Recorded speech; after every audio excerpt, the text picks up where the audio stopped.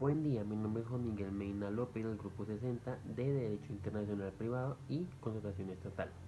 Y hoy les vengo a hablar sobre los conceptos fundamentales y fuentes del derecho internacional privado de Marco Gerardo Monroy Cabra. Entonces, para empezar, les voy a hablar sobre la razón de ser el derecho internacional privado. La razón de ser del derecho internacional privado es proporcionar un marco legal que regule las relaciones privadas entre individuos o entidades de diferentes países. El derecho internacional privado aborda cuestiones legales que surgen cuando se cruza una frontera internacional, como contratos internacionales, disputas legales transfronterizas, matrimonios y divorcios entre personas de diferentes nacionalidades, sucesiones con activos en varios países, entre otros ejemplos más. Todo esto nos quiere decir que tiene su razón de ser en la necesidad de regular relaciones jurídicas entre personas pertenecientes a diversos ordenamientos jurídicos, mientras que el derecho internacional público regula relaciones jurídicas entre las personas y los estados. Siguiendo con esto, la existencia del derecho internacional privado obedece a la presencia de legislaciones diferentes y al auge del comercio internacional, lo que requiere de reglas para resolver tanto los conflictos de leyes como de jurisdicciones. Siguiendo con esto, el derecho internacional privado tiene como finalidad la manifestación del respeto hacia el elemento extranjero y las personas y las comunidades interesadas en él, significando que no puede existir hostilidad hacia el elemento extranjero. Esto no quiere decir que sin importar qué país sea, siempre hay que mostrar un siempre respeto frente a los otros ordenamientos jurídicos internacionales. Siguiendo con esto, la lectura también nos habla sobre la naturaleza del derecho internacional privado. Entonces, nos habla que la naturaleza del derecho internacional privado es un área del derecho que se centra en regular relaciones legales entre personas o entidades privadas como individuos, empresas u organizaciones que tienen conexiones con diferentes sistemas legales nacionales o internacionales, teniendo como objetivo principal resolver conflictos de leyes que surgen cuando las leyes de diferentes jurisdicciones se aplican a una situación específica. Entonces, aquí en los que le voy a hablar se van a describir algunas de las características y elementos claves de la naturaleza del derecho internacional privado. Entonces tenemos como primero el interdisciplinario, que nos quiere decir que el derecho internacional privado es una disciplina interdisciplinaria que combina elementos del derecho, la jurisprudencia, la política y la diplomacia. Esto se debe a que se debe considerar no solo cuestiones legales, sino que también cuestiones de política internacional y relaciones entre estados soberanos. Siguiendo con lo anterior, también se presenta el conflicto de leyes, que su principal función es abordar los conflictos de leyes que surgen cuando las partes involucradas en una disputa están sujetas a diferentes sistemas legales nacionales. El derecho internacional privado establece reglas para determinar cuál de esas leyes debe aplicarse en una situación específica. En el siguiente video, con la siguiente lectura, se explica mucho más a fondo sobre los conflictos de leyes. Entonces, como tercero tenemos la autonomía de la voluntad. En el derecho internacional privado, a menudo se da importancia a la autonomía de la voluntad de las partes involucradas en un contrato o un acuerdo. Esto quiere significar que las partes pueden elegir qué ley será aplicable a su relación, en la medida en que no contraiga principios fundamentales de orden público. También tenemos que se encuentran sujetos a la soberanía estatal. El derecho internacional privado opera en un contexto de soberanía estatal. Cada país tiene la autoridad para establecer sus propias leyes y regulaciones. El derecho internacional privado no busca unificar las leyes de diferentes países, sino proporcionar un conjunto de reglas para resolver conflictos cuando estas leyes entran en conflicto o difieren entre ellas.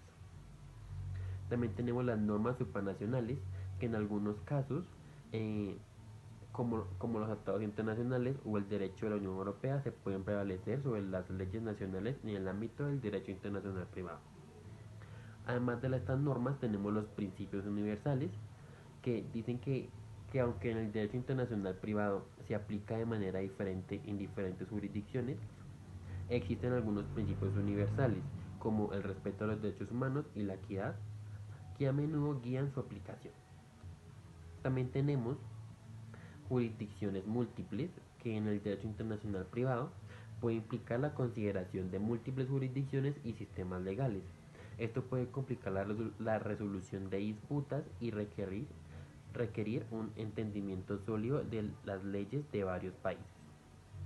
Y por último tenemos una evolución constante. Esto nos quiere decir que dadas las relaciones internacionales y las actividades transfronterizas continúan evolucionando cada vez que pasa el tiempo, el derecho internacional privado también se adapta y cambia con el tiempo para abordar nuevos desafíos y situaciones. Ya explicando estas características y siguiendo con lo que nos dice la lectura, esta nos habla sobre distintos materiales del derecho internacional privado, dividiéndose así en varias doctrinas. La primera doctrina de la que nos habla la lectura es la doctrina francesa, la cual es seguida por muchos de los países latinoamericanos. Esta comprende los temas de derecho a la nacionalidad, condición jurídica a los extranjeros, conflicto de leyes y conflicto de competencia judicial. A su vez también tenemos la doctrina italiana y alemana, las cuales estudian el tema de conflicto de leyes. Y por otro lado, muy diferente, tenemos el derecho inglés o estadounidense, las cuales se encargan principalmente de los conflictos de competencia judicial. Y siguiendo con esas mismas doctrinas, también tenemos que la doctrina colombiana. En el sistema colombiano no se caracteriza como tal de adoptar una ley especial, sino que las normas de colisión se encuentran dispersas en varios ordenamientos jurídicos especiales o en distintos códigos.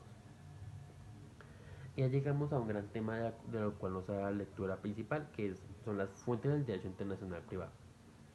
Entonces la lectura nos dice que las fuentes internacionales están formadas por tratados bilaterales, multilaterales y la costumbre internacional.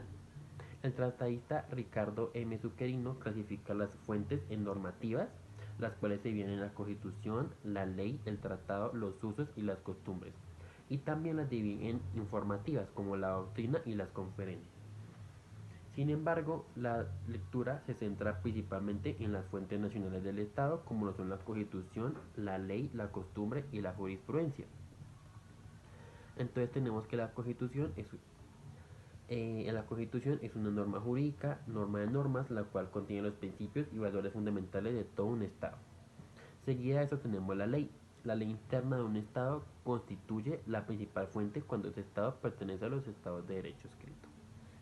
Siguiendo esto tenemos también la costumbre y nos dice que para que exista costumbre es necesario que haya una práctica continua, reiterada, prolongada y tiene que ser pública.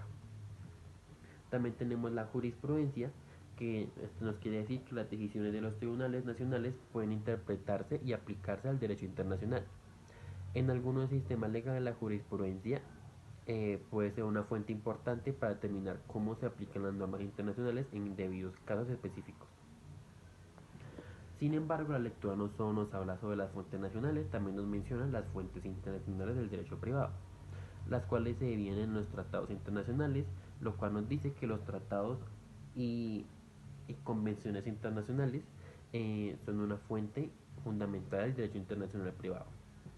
Los países pueden celebrar acuerdos bilaterales o multilaterales que establezcan reglas específicas para cuestiones del derecho internacional privado, como el reconocimiento y ejecución de sentencias extranjeras, la ley aplicable en contratos internacionales, la cooperación en asuntos de familia, entre muchos otros temas. Aparte de los tratados, también tenemos la costumbre internacional, que supone la repetición de una práctica por los estados con la convicción de que se está creando una norma de derecho internacional, y por eso esta es de obligatorio cumplimiento. También tenemos la jurisprudencia internacional,